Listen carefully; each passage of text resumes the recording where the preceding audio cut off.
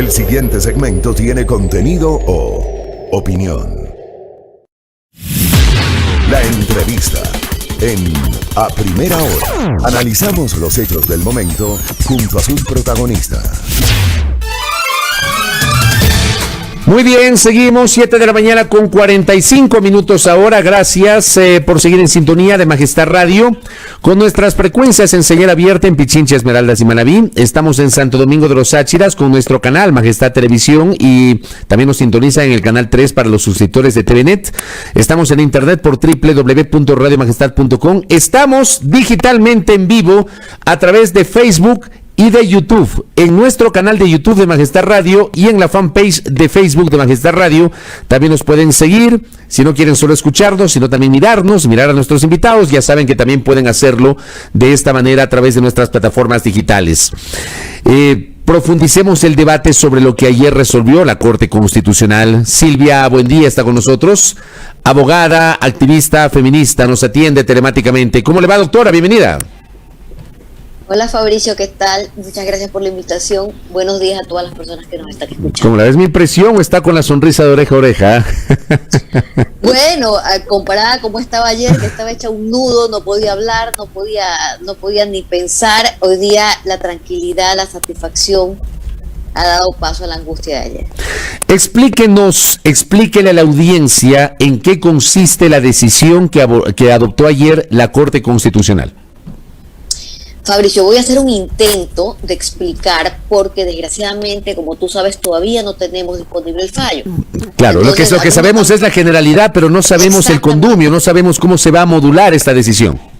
A bote pronto te voy a decir lo que yo intuyo y voy a hablar desde el desconocimiento y desde este momento ya le pido disculpas a la audiencia porque no tengo el fallo y yo soy de las abogadas que no me gusta hablar sin el fallo leído, ya contenido, entendido y todo lo demás.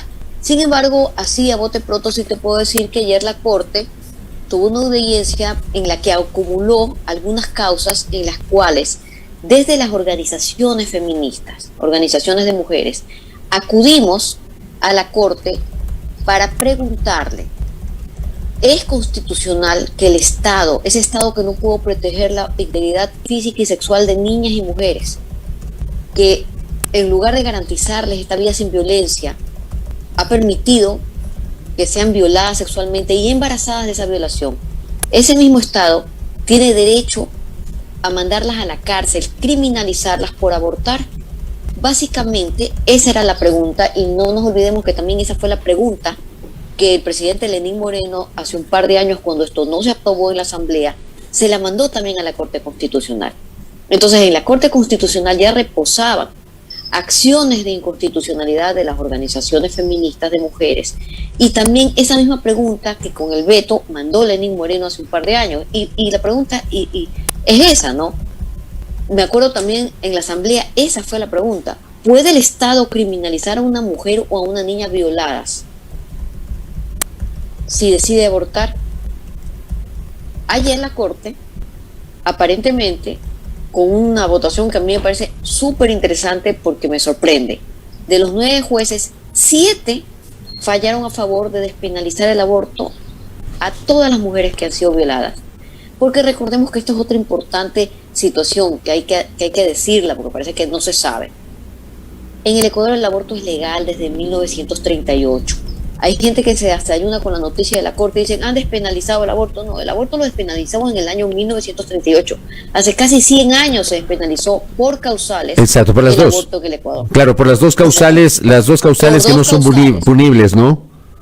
Exactamente. Entonces, todos los códigos penales, desde el año 1938 hasta la fecha, recogen esas dos causales, que son mínimos. Cuando está en riesgo la salud o la vida de las mujeres, y cuando una mujer ha sido violada, pero esta mujer violada tenía que tener una discapacidad mental para poder acceder al aborto legal. Claro, antes de la última de la aprobación del Código Orgánico Integral Penal, el término que decía la legislación penal era, en el caso de violación de una mujer, idiota o demente. Ese era el término utilizado, idiota o demente. Era el término que se utilizaba y se manejaba en el año 1938, y no nos olvidemos de otra cosa. ¿Cuál es el motivo? ¿Cuál es el bien jurídico que en el año 1938 está protegiendo el legislador de esa época. No es la integridad física y sexual de las mujeres, no es su acceso a la salud ni su proyecto de vida, no es el hecho de haber sido víctimas de un crimen cruento, no, están protegiendo a que ese padre de familia, a que esa familia no tenga que criar a otro niño idiota o demente, porque en esa época se tenía el criterio de que una mujer con una discapacidad iba a parir a un bebé con una discapacidad. Entonces ese era un argumento eugenésico, que no tenía nada que ver con los derechos humanos de las mujeres. Y por eso era la salvedad de que la mujer tenga algún tipo de discapacidad intelectual. Eso no tiene sentido ahora a la luz de que las mujeres tenemos derechos. Derecho a la salud, al proyecto de vida. Es un derecho individual que está reconocido por los derechos humanos internacionales. Entonces eso debía cambiar, debió haber cambiado en el año 2013. En octubre del 2013, las asambleístas del bloque mayoritario de Alianza País pusieron el cuerpo para decir esto tiene que cambiar. Y lo único que consiguieron después de la pataleta del presidente de ese momento fue apenas las dos palabras idiota o demente, cambiarlas por discapacidad. Eso fue la nada misma. Hace 2 años volvió el tema a la asamblea y no conseguimos esa reforma por apenas creo que 6 votos. 5 votos Sin faltaron. embargo, 5. 5 votos. 5 votos faltaron. Pero además no se olvide que algunas legisladoras dijeron una cosa en el discurso y el rato del té, pues, o cambiaron de parecer, o no se mojaron el poncho, o no votaron. No, exactamente. Y es tristísimo porque nosotras que hacíamos la contabilidad, 24 horas antes de la votación teníamos votos en exceso. Y a la hora de votar nos faltaron 5 votos. Sobre todo del bloque de Creo. Votos seguros, 5 o 6 votos seguros del bloque de Creo cambiaron en 24 horas su votación. O se abstuvieron o votaron en contra. Con una decisión que caía de su peso es un mínimo. ¿Cómo se te puede ocurrir que a una mujer violada, que ha sufrido de un crimen tan espantoso, que ha quedado embarazada, el Estado en el artículo 78 de la Constitución se compromete a rehabilitar y no revictimizar a una víctima de una infracción penal? No puede mandarla presa. Sobre todo la situación de las cárceles. Las cárceles en el Ecuador tienen o sea, es un infierno. Hay hacinamiento, superpoblación, violencia, abuso. No se rehabilita a nadie. Ahí quieren mandar a las mujeres violadas, después de haber sido violadas, haber quedado embarazadas. Oiga, Silvia, y tener un aborto. Pero déjeme ahí en cambio trasladarle una inquietud que en cambio quienes son detractores de la despenalización del aborto plantean. ¿Cuántas mujeres están detenidas por abortar? ¿Cuántas mujeres fueron enjuiciadas y sentenciadas por abortar? Yo no sé si existe esa estadística, pero por ejemplo este es un criterio que recurrentemente sostienen aquellos que cuestionan este fallo de la Corte Constitucional y que cuestionaron cuando en la Asamblea se estaba tratando este tema en las reformas al COIP. Sí, y sabes una cosa, es un cuestionamiento producto de la ignorancia y te puedo decir de la indolencia.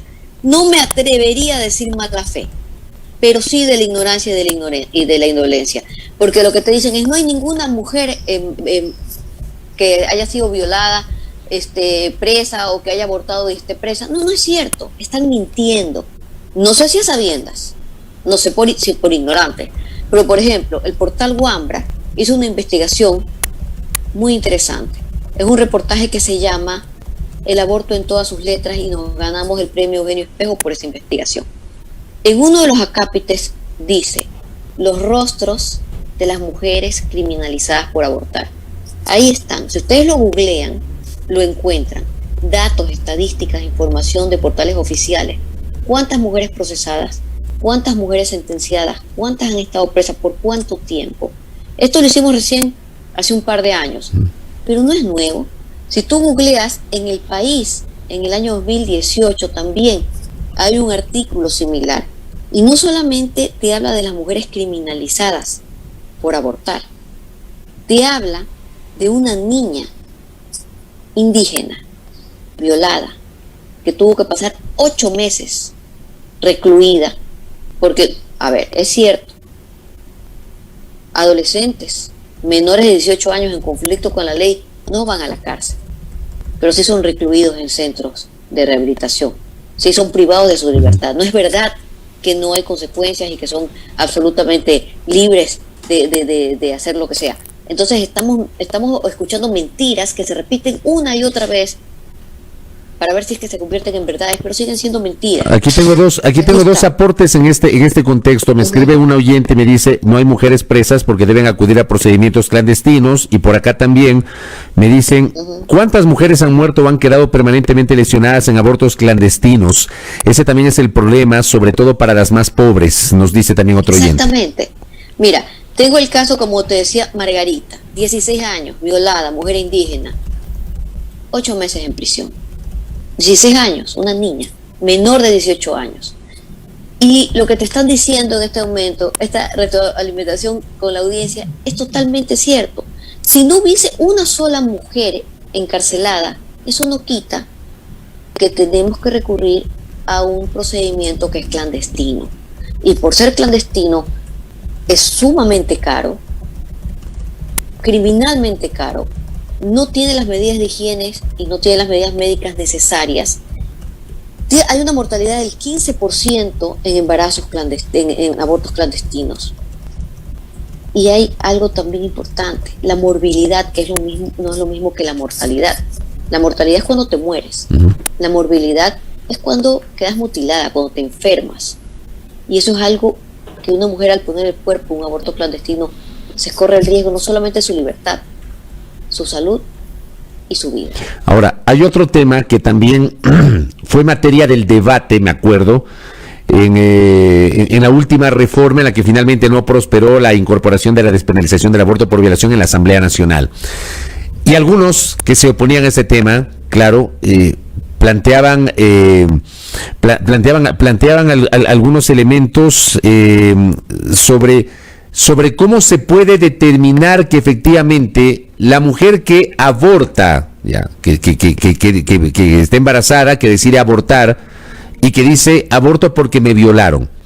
Yo recuerdo que algunos legisladores y algunos sectores que se oponían a este tema cuestionaban el hecho de que cómo sabemos que efectivamente ese embarazo fue producto de una violación.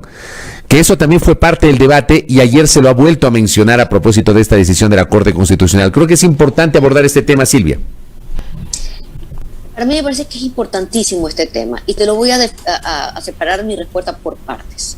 En primer lugar, tenemos un país en el que hay 14 denuncias diarias por violación.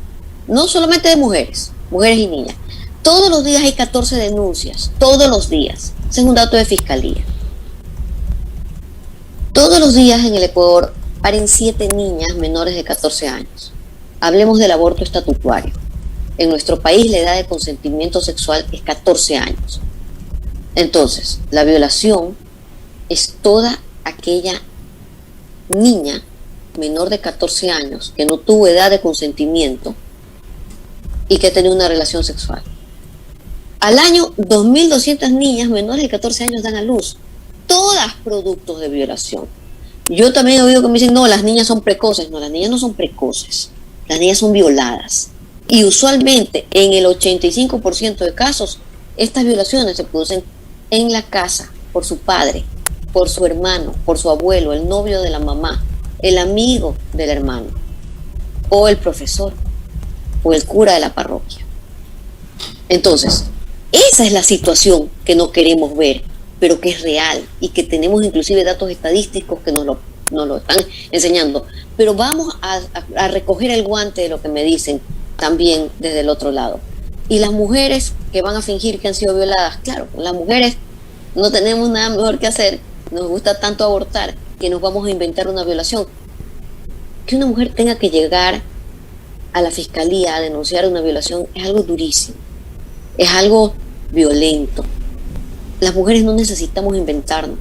Hay 14 denuncias de las que sí denuncian, que solamente es la punta. Claro, eso le iba a decir. Esa es la iceberg que tiene, claro, una base mucho más ancha. Eso le iba a decir. 14 denuncias de quienes han denunciado, porque no sabemos cuáles. Y de las que no denuncian, exacto. Y de las niñas que ni siquiera han tenido su primera menstruación y todavía ni siquiera salen embarazadas y han sido violadas sistemáticamente durante años en el seno de su familia, de su casa. Pero no solamente eso. Realmente una mujer va a decir que fue violada para poder acceder a un aborto legal, higiénico, médico, en el que no vaya a poner en riesgo su salud y su vida. Entonces tendríamos que plantearnos que si una mujer es capaz de mentir, entonces es necesario penalizar el aborto para todas las mujeres, porque no es posible que una mujer para interrumpir su embarazo tenga que mentir. Y no es posible que el Estado quiera mandar a la cárcel, ahí donde hay disturbios, balacera, ahí donde nadie se rehabilita, a una mujer por el hecho de decidir sobre su embarazo, que es algo íntimo y personal. Y como abogada te digo, vamos al escándalo social que causa una mujer que ha abortado. Es un delito que causa conmoción social. Hablaban de sicariato, realmente una mujer que abortó es una sicaria. Tú dejas de salir a la calle porque dices, no, mi vecina abortó, entonces cuidado, me mata. Eso es una cosa muy hipócrita y muy ridícula también. Todos conocemos a una mujer que ha abortado, es nuestra madre, nuestra abuela, nuestra mejor amiga, nuestra hermana, nuestra compañera de trabajo. Las chicas que conocemos íntimamente o someramente han abortado. En el Ecuador una mujer aborta cada 4 minutos. Realmente causa escándalo social este crimen en un país como el Ecuador, en el que nuestra Constitución garantiza la mínima intervención penal. Ese delito debe desaparecer, porque es un problema de salud pública. Y los problemas de salud pública no se solucionan con el Código Penal. Es como que ahora en la pandemia de COVID, si tú te contagias vas preso. Es absurdo, es inmoral, es innecesario y es inhumano. Correcto, Silvia. Para finalizar, yo hice un comentario hoy en la mañana sobre este tema, y por ejemplo, yo creo que no se puede quedar solamente en la parte, digamos, del COIP, en la despenalización del aborto, sino que esto es un todo: el tema de educación, el tema de salud pública, el tema de seguridad, el tema de una justicia eficiente y oportuna, porque la frase cliché, ¿no? Justicia que tarda no es justicia. ¿Será que el Estado asume el reto de que a partir de esta decisión de la Corte Constitucional, me informan que a las 10 de la mañana la Corte va a explicar en qué consiste el fallo, ojalá que ya tengamos mayor claridad justamente sobre aquello, pero a partir de esto se debería abrir un abanico de una serie de discusiones que permitan los cambios complementarios, Silvia? Así es. Mira, desde el Ejecutivo, política pública, protocolos médicos, comunicación, una gran campaña de comunicación, porque aquí, como tú decías, son varias aristas en el problema. Está la violencia de género, están los operadores de justicia, están los jueces con un necesario enfoque de género para estos casos, está el tema de salud, desde la medicina, desde las emergencias médicas, desde los médicos que atienden estos casos, y también desde la educación.